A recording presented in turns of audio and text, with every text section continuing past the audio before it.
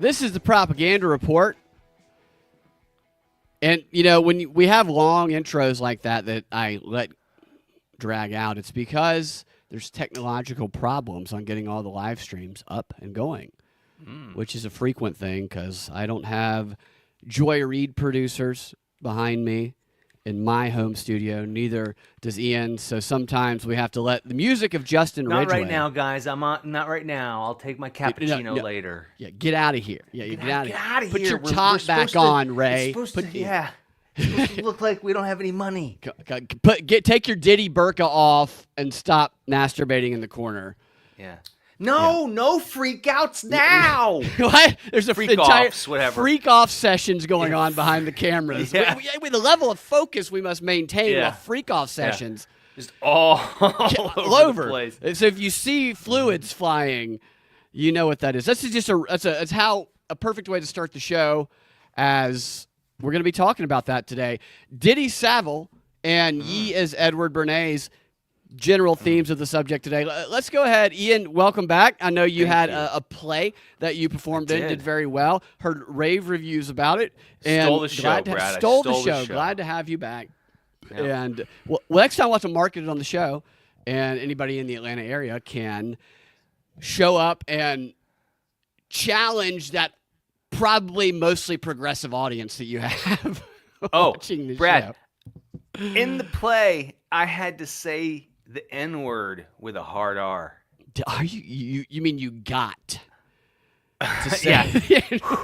And I savored it. Did you? So really, they gave you that? Oh yeah. Yeah. Oh, yeah. What was your character? Well, I'm a good guy. And I'm saying it in defense of you're saying something. Right, Yes. in defense of a white person, or are you saying you're like saying you do this, you said the hard R kind of thing? No, it was a play called The Minutes by Tracy Letts. Yeah. Who I've actually had the pleasure to work with. He's a Pulitzer Prize winner, Brad. And I asked him, is it... Oh, you said that correctly, to Pulitzer. Well, yeah. I asked him, when I met him, I said, is it Pulitzer or Pulitzer? And he said, I don't know. So... That's hilarious. It was a great play, really fun play, very appropriate, about a small town, and their town council meeting. It was really, really fun. Interesting. Really fun. Yeah. Well, we want Reginald, says Bad Christian, and he said you had the pleasure to do it. And, as I've said before on the show, I've done many auditions as racist who have, especially if you get the call back, they want you to do it different ways. You got to just shout the hard R in front of a room full of people.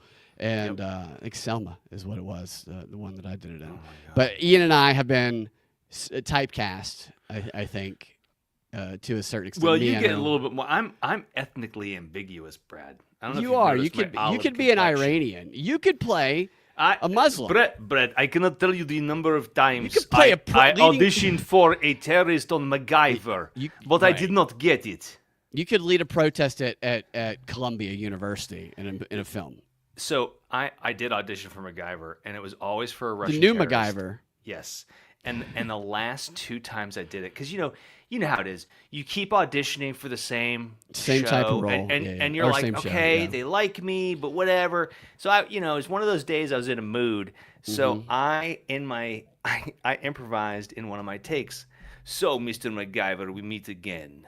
So, it's just because it's fun to try to create a character that's going to keep coming back.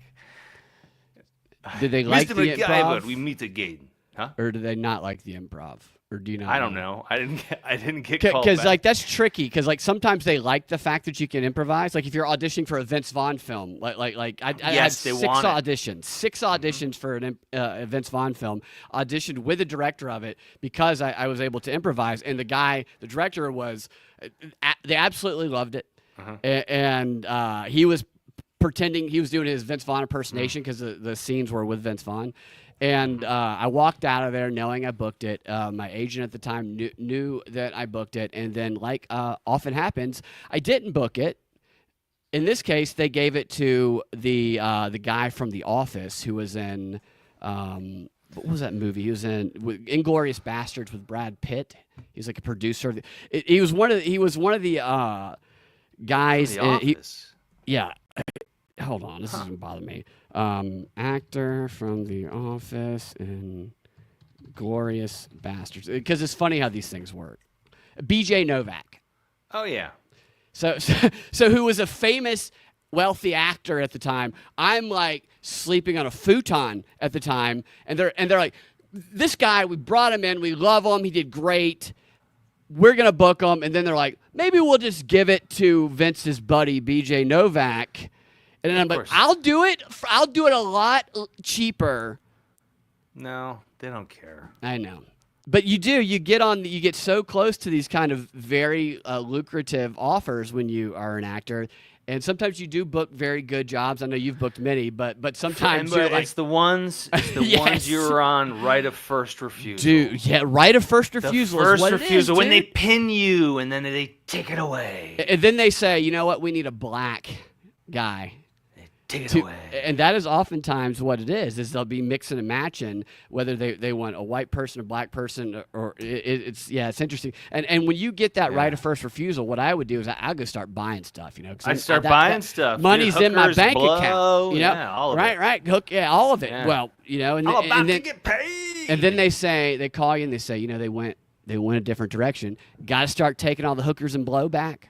Got to go get the refund on that. Putting it back in the baggie. Right, acting like you never touched it. Yeah. This is a perfect introduction to Diddy, by the way. So this is all planned to go in that direction. The Diddy trial, I don't know if you've been following it today, but here's what happened today. We're just going to run through this.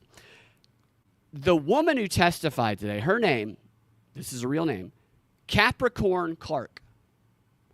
Apparently a Dick Tracy character was on the stand testifying today. Capricorn Clark, she is Diddy's former assistant. Wow. I know, who worked for him on and off. It's like a movie. It just feels like a fake movie you're watching on television with some of this stuff. It's like, what kind of name should we give this? Voluptuous Sagittarius Moonbeam. Yeah, right. Capricorn Clark. Oh, I love that. You're auditioning for Capricorn Clark. Pluto Jones. Pluto Pants. Yeah. That's right. So she's Diddy's former assistant, and she worked for him on and off between 2004 and 2018. Keep that in mind as we go through this. And she even had discussions about working with him in 2024.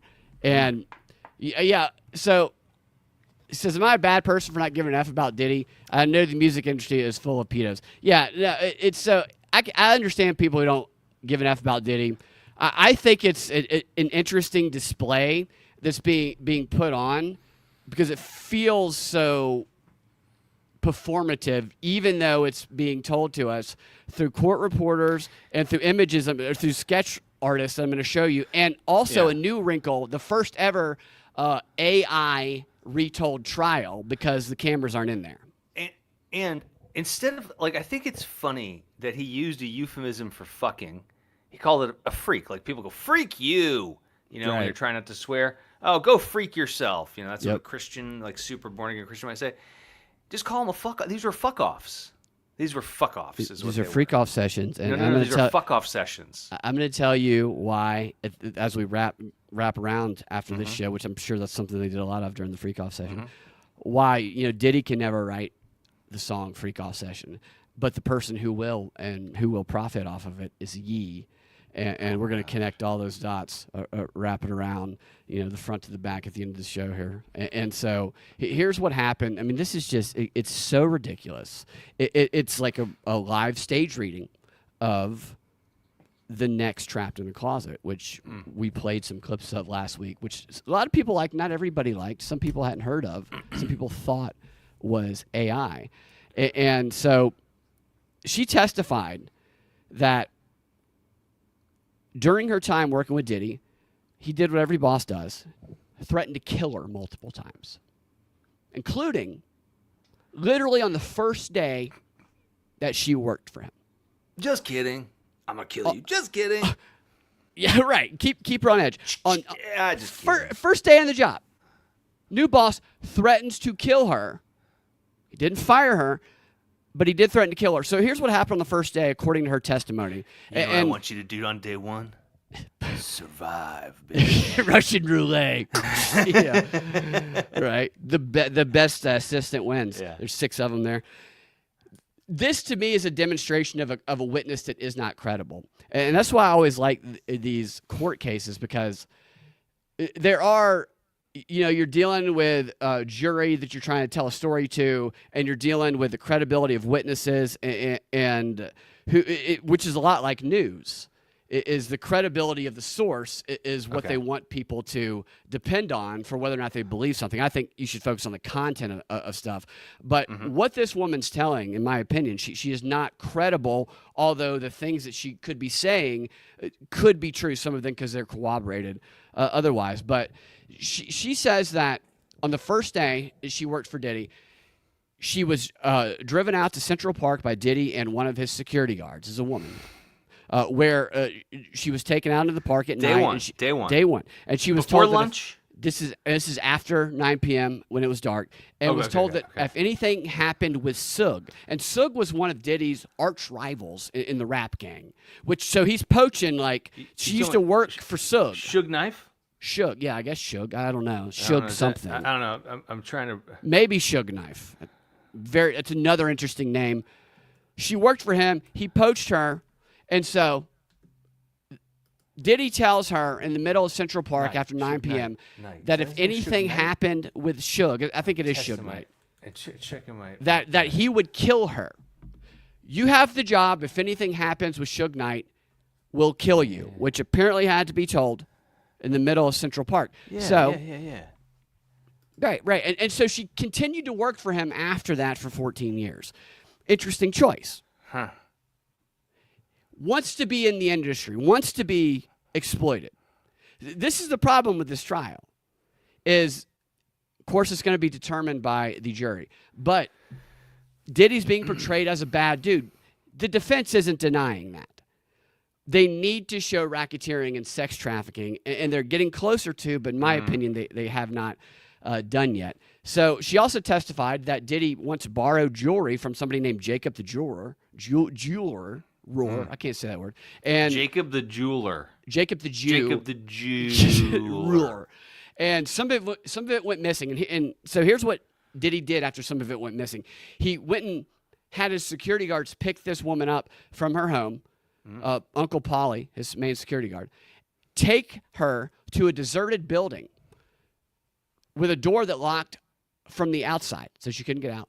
Took her up to the 6th floor, where she then went into a room where there was a man she says was 5 times her size, sitting in the middle of the room, chain smoking, who then made her take polygraph test for 5 straight days.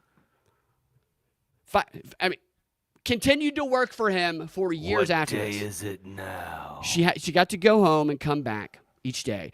But while taking these polygraph tests, the bodyguard that smoked the cigarette, or maybe the uncle guy, said that if the lie detector gave a bad reading, she'd be thrown into the East River. Right? Wow. Continued working for this man. Testified that because of the stress this induced in her, she developed alopecia and lost her hair. My goodness. Continued working. I just love my boss. He threatens to kill me and throw me in the East River. I'm losing my hair. Other jobs. And wait till you see how much she was making, too. Oh, please tell me it was nothing. What do you think? It was nothing. Please tell me it was for the hours she worked anyway, it was nothing. Okay, she was making $75,000 a year. Dude, you are too high in your estimation. Holy shit. All right. Tell you what. I'm not going to work anywhere at 9 p.m. for less than $75,000 a year. Right. Or be threatened to throw into the East River. Yeah. She made $65,000 a year, according to her testimony, and worked between the hours of 7 a.m. What time do you think she got off, according to her? Well, it was later than 9. 4 a.m. She worked 21-hour days. according to her testimony. For how much? $65,000. I mean, that's a Somebody pretty low hourly rate. Figure out how much that was per hour. That's not a living wage. It's not a living wage. Bernie Sanders should be advocating. Bernie Sanders should be on the stand here. P. Diddy does not pay a living wage. And so this is the best part about the entire trial for me, is she recognized that maybe she was working more hours than she should have, working 21 hours. The sleep, I don't know when it came. So she went to revealing that this existed in her testimony, P. Diddy's HR department. Oh, my gosh. P. Diddy has an HR department. Well, so did Epstein. Very true. And she calculated the overtime hours at the HR department, which, according to her and the HR, which is probably the same guy who's 400 pounds smoking a cigarette in the middle of a building that locks the doors on the outside, said that she would have earned $80,000 in overtime pay, which the HR wrote down and gave to Diddy. And what Diddy did upon receiving this was he tore it up, never paid it, and then in retaliation, he fired her, canceled her benefits, her health insurance, and her 401k, which apparently also she had at this job where she was engaging in illegal activity. So with that in mind, I want to see this HR department, by the way. I want to see who's there. I want to see this interaction. Yeah. I feel like... What kind of fun things do they have planned? What kind of newsletter do they send out? Right. Well, right. Well, yeah. What's their equivalent of a trust fall or a bonding trip? Because not everybody can participate in the freak-off session. But her job responsibilities, and this is why I love the fact that an HR department and 401k benefits existed, is as her job as P. Diddy assistant, she did prep and post for the freak-off session. She would set up the hotel room. She would pack the clothes, the baby oil, the camera for recording, the illegal drugs. She would even go get illegal drugs. She would even go get drugs for him, prescription drugs for him, in her name, put them in the drug bag. And then after the freak-off session was over, she would have to clean the blood, jizz, and baby oil off the floor and walls of the hotel rooms. Like a big mop or... This is probably... You're right. Something she's discussing with HR. Do you know how hard it is to get semen out of carpet?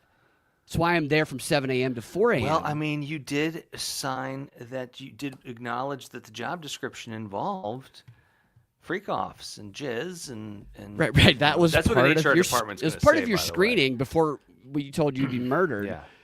Did she vote for Trump? No tax on OT. No tax on OT. HR is where you go to let them know you want to be fired. Right. And Diddy actually did fire her. And I wonder if there was probably just bottles of baby oil on the desk in the HR department for Diddy. And maybe some semen for your nipple, because Diddy, he's a very, very giving person, he says. I just keep thinking of the rubbing on his chest. Rubbing on his chest, but in a straight way. Disgusting. Put that nigga cum on my nipple, but not in a gay way. Disgusting. Not man. in a gay way. Oh, and so disgusting. she included a detail that cleaning of the walls in the hotel rooms consisted of also cleaning off the handprints and baby oil. Handprints on the wall and baby oil. How much would Diddy have to pay you to clean up after a freak-off, Brad? You'd have to pay me a lot more than $65,000 a year, I'll tell you that.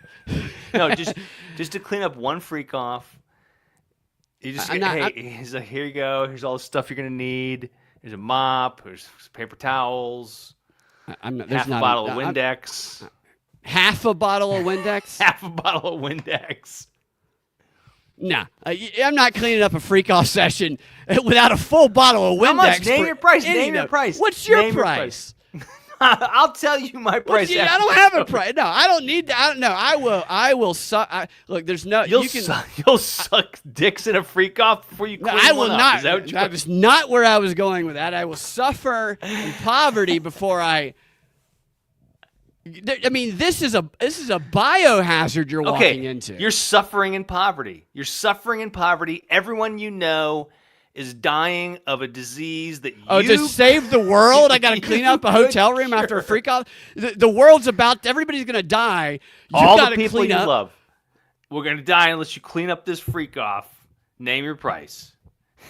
I'll see you in hell. Those are the type of situations. He comes in with a black light to inspect when you're done. Because he likes to watch the cleanup and masturbate too. Yeah, dude, the cleanup is the best part. That's like licking the bowl with the cake batter in it. Lick that wall. Now eat off it. Eat off it. And you're eating. Then he shines the black light, and you see it, and he just says, "Bad Christian says I would do it for 1776 for America's number right there to save this country." Yeah. So, imagine, there's probably a lot of people, just like people with Airbnbs and the 1,000 dude challenge that these OnlyFans girls do, that stay in these rooms completely unaware of what they're lying in. Disgusting. It's very, very disgusting. I know. It's funny. You would never buy a used mattress, but you'll pay $100 a night to sleep on one. Dude.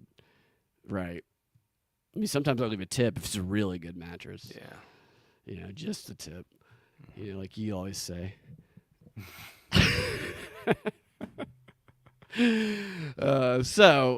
She's responsible for the prep. And so here's how she gets fired a second time. Is one day she walks into the kitchen, I guess when she got to work, and she asked the chef about turkey. This is all in testimony today, about turkey bacon. And the chef says, there is no effing turkey bacon, which made her say, oh my gosh, I effing hate this place, which obviously the chef responded by then going outside where Diddy was and telling on her. To which Diddy came in and then shoved her outside the building. Bitch, what'd you say about turkey bacon, bitch? Right. Don't talk about turkey bacon. And so she was fired until the next year when she started working. You see why this is not a credible witness? It just keeps... Sounds credible to me, Brad. Right. I've been fired for dumber things than that. Well, let's see if this is something that you have been fired for or engaged in work activities of. Fast forward to 2011. She's still working there. She's at home sleeping when she's woken up at 5 a.m. by someone banging on her door. Obviously, it's her boss, Diddy, who's holding a weapon, a gun. And he says, come on, we gonna kill that mother effer Kid Cudi. Give her the overtime, Diddy. If this is what you're making her do, because he had just found out that Kid Cudi was sleeping with a woman that he's perfectly fine with watching other men pee in the mouth of, but not okay with her seeing on the side. And so they then go over to her house. She says she's kidnapped into going to murder and break into this guy's home. The guy's not there. And fast forward a little bit, they end up leaving, and somehow Kid Cudi ends up next to them on the road. And a high-speed chase ensues. It's all what she testified to today. Diddy and his crew chased Kid Cudi until Kid Cudi got away, which is odd, because they obviously know where he lives. They could just go back to his house, maybe because the cops were there. But he got away. They lost him. He lost him, went back to his house, and then the cops showed up at Kid Cudi's house. And so he tells his assistant, you need to make Kid Cudi tell the cops it wasn't me, or I kill you. That's the testimony. I mean, that sounds pretty credible. After all the things I've heard about Diddy. It does sound like something he'd do. What if that's the only true thing? Everything else is a lie. That's the only true thing. It's crazy. These people, I don't understand why people would want to. My goodness. You're right. I don't either. I don't get it either. And the problem with her testimony is that in 2014 to 2024, last year, she went to Diddy and talked to his team about potentially being his chief of staff, and said, if I was your chief of staff, none of these legal allegations would be happening. Chief of staff? He's got a chief of staff. The president has a chief of staff, right? No, Diddy has one. I'm pretty sure no one else has a chief of staff. Diddy has a chief of staff. That would just be called like executive secretary, right? No, it's the chief of freak-off sessions. Oh. So here's Chief some of of the stiff. here are some of the courtroom sketches.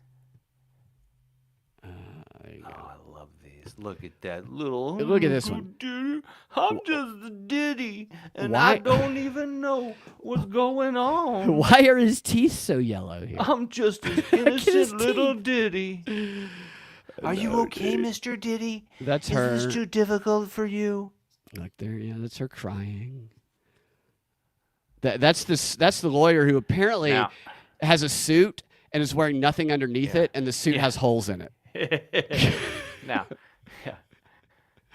Look at What's Diddy's this? mouth. I had the biggest crush on you. Oh, that's what it says on the screen here. Oh yeah, she did at one point say she had a crush on him. Look at Diddy puckering his lips up because he wants to get that ass in that freak off session for that lawyer. And he come down here. There she is crying again. Oh, he threatened to kill me. I had to clean up the cum and jizz. Oh, hotels are so dirty with jizz. $65,000. There's Diddy again, looking. I don't know what he's looking. Why is his head always cocked back? Jizz. He probably has jars, like mason jars of it.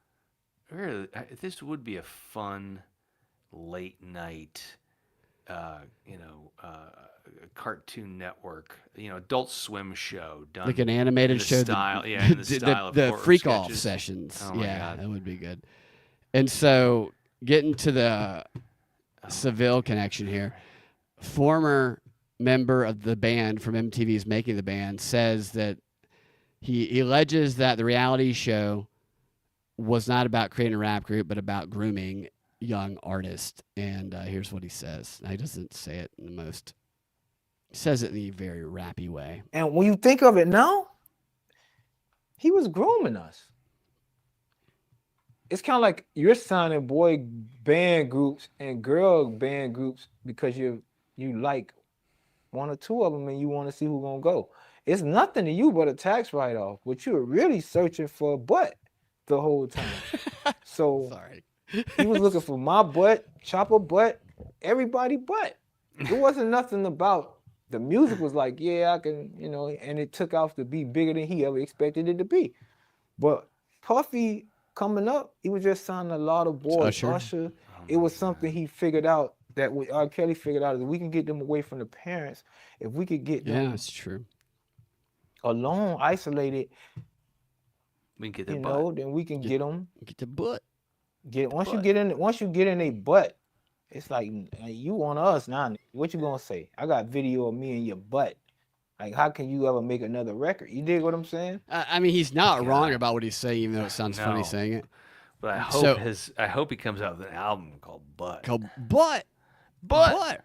So those guys were of age at that time. Now there are allegations about Diddy and people underage, but we have not seen. Sure. But I've seen them come in this trial. But just to show, Jimmy Savile used to do that.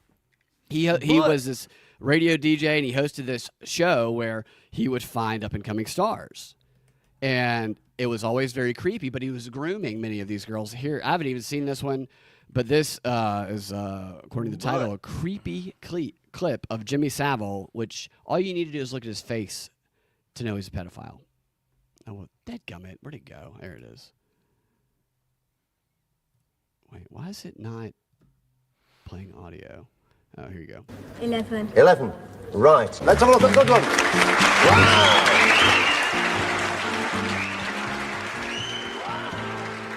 Wow. What you got on, baby? This is my design of an evening dress. Wow. Yeah? And if Zandro will help me, I'll take off the bottom layer and it'll become a party dress. I'll have a go. Oh. What? Stripping on Jim will fix it. My word. Okay, that actually isn't a good one. 11. 11. There you go. Right. Let's have a look at the good one. That's the same. That actually wasn't. If we talk clip about- I was hoping it was. Wow. You were there's hoping those little dirtier. You're disgusting, Brad. No. You're disgusting. There's a clip of Jimmy dude. Savile at the end of one of these shows rounding up all of the girls, and he's in the middle of them, and he's clearly got his hands around them, just groping them, like on national television. And they're all prepubescent, and it's just like, how did it take you so long to know this was a pedophile that had a rape? Because he was hiding in plain sight. And right. And people didn't believe accusers, a lot like people don't believe some of Diddy's accusers and other people's Biden. accusers. How many Biden, fucking little thing, kids dude. did Biden have to sniff? How many? Absolutely, dude. How many photos of you? How many There's photos so of you sniffing many. children that close are there? He's Brad? the world record holder of photos sniffing a stranger's child. Not once. Closely. Not once. I was I've at never dinner once the done other it. night. And there's Didn't a little sniff a girl. kid. Didn't sniff one single Didn't kid. sniff one kid. But I did notice there was this one little girl doing cartwheels and trying to burn off some energy, and this one creepy guy, older guy, was like, "Hey, you're doing real good. You're doing real good. Oh, you're purty." He kept saying, "You're purty." Oh, and he went and he tipped her. He gave her $1. Tipped the child. He tipped the child. He gave her $1. I was like, Did he have dementia? Did he think you were at a strip club? No, he was in his 50s probably. He's a creep. The dude was creepy. And it was weird, and I remember the mother, because it was all a weird moment, Mom but I allowed think it. Why'd she allow it? They do that kind of stuff because there's plausible deniability. I didn't mean anything by it. You're the pervert for thinking I meant anything about tipping Who doesn't a dancing tip a child stranger's daughter. kid? Yeah. No, it's creepy, and the parallels are similar, but again, the evidence of them being there are some weird videos of him with underage people, actually. Called Chicken Hawks. You ever see that documentary, Chicken Hawk? No, it's what is disgusting. that? What's Chicken It's a Hawks? documentary about this shit. Yeah. Chicken Hawks. Yeah, I have not seen Chicken Hawks. It sounds creepy. That's though. what it's called. I guess Is it that's Netflix. the name, and it's old. It's Biden says, pre-Netflix. Beck Christian says Biden sniffed his butt. But that's, he's like a dog, except he's going after young children. That was always the creepiest thing. And you would see like senators have their daughters. They'd be taking pictures with the president. Steve from AM Wake Up showed me one the other day. And they're just all doing a picture. And I think it was, I can't remember. I think the congressperson was Coons. And his daughter was there, and after the picture, everybody kind of walks away, and Coons is like trying to shake the president's hand, and Biden just like goes over and starts sniffing his daughter's head, and he's just standing there. Like, how do you not push him away? How do you not shove him away when that happens? The fact that he let his daughter was. There's who was it? I think there. I mean, you never know because these clips are taken out of context. But I thought there was one clip of him trying to get a little handsy with Melania, and Trump kind of steps in the middle there. Yeah. So they're taken out of context, and maybe what you're saying is that the world's in jeopardy, and the only way to save it is if Biden sniffs the head of a stranger's child. Mm-hmm. Maybe that's the exact explanation for it.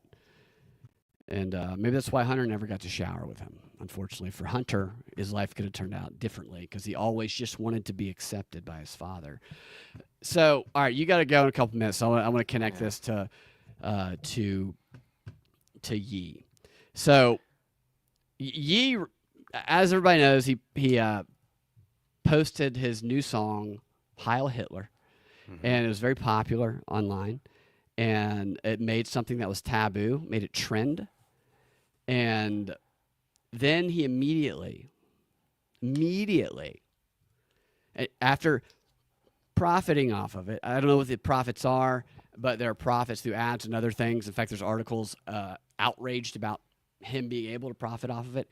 Immediately came out and he went on another Twitter rant where he said he's done with anti-Semitism. And he said, "I love all people." And, of course, they're adding some of their own, what they think he means into this. But then he said, God forgive me for the pain I've caused. And he had a number of other tweets in that whole I love everybody type thing. And then after making Heil Hitler great again, creating a demand for a song. Couldn't have sold that song, made it popular without this campaign he did for a period of time that made people want something taboo shattering like that. Then he provides something for that demand. And I'm all about free speech, and I think desensitizing words is a good thing. But Yee, in a video he posted recently, brags about how great of a marketer he is. And I've pointed to this for a long time.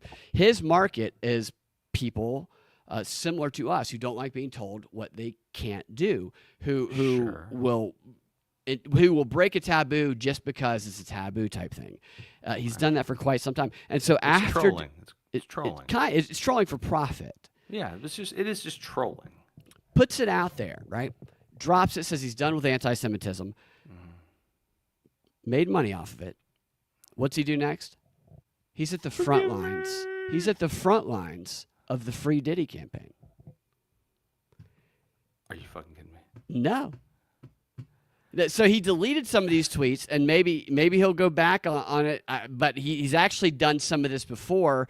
But he went all in on, I can't believe they're going after Diddy. I mean, a pretty aggressive support of Diddy on X the other day, and then he deleted it. Let's see if I can find some what he said. Yee and Diddy. Yee support for Diddy, and I just thought it was really, really funny because, he said Kanye West wishes Kid Cudi did not testify against Diddy. Says he's praying for Puff. Oh my gosh! Right? So it's like, what's the only taboo you can break that's greater than breaking the taboo of not saying like Heil Hitler? Well, support for Puffy. So Puffy, I don't know that he's going to be convicted Diddy. under the law. Piff Diddy, but he's definitely a dirtbag, right? And so it's like he just switches to another. And I think it's funny because it's like the people who are on board, like with Yee, it's like, how far do you go with it? Do you jump on the Free Diddy campaign? If Diddy's innocent of his charges, I don't think he should be convicted personally. But I'm not on the Free Diddy. I'm not like the Diddy's innocent campaign. I wonder if maybe Yee is. This is why Yee's gonna write "Freak Off Sessions," a song, because he can do it. He can do it. He can create a demand for it. Diddy cannot. Yeah. Also, let me read something to you. Then I'll let you get out of here. Yee is a modern day Edward Bernays. Edward Bernays. This story of his from I think it's in his book Propaganda. It always sticks out in my mind. Because it's a great marketing technique. Here's what he says. He asks the question, what are the true reasons the purchaser is planning to spend his money on a new car instead of a new piano? He's talking about selling pianos. Because he's decided he wants the commodity called locomotion more than he wants a commodity called music. No, that's not altogether the answer. This was written back in 1923. And then he says he buys a car because it is at that moment the group custom, the trend, that's what he's saying, to buy cars. And then he says, he's describing what the modern propagandist does in 1925. The modern propagandist, therefore, sets to work to create circumstances which modify that custom. Yeah. Diddy did that. Or not Diddy, Yee did that. He appeals, perhaps, to the home instinct, which is fundamental. He will endeavor to develop public acceptance of the idea of a music room in the home.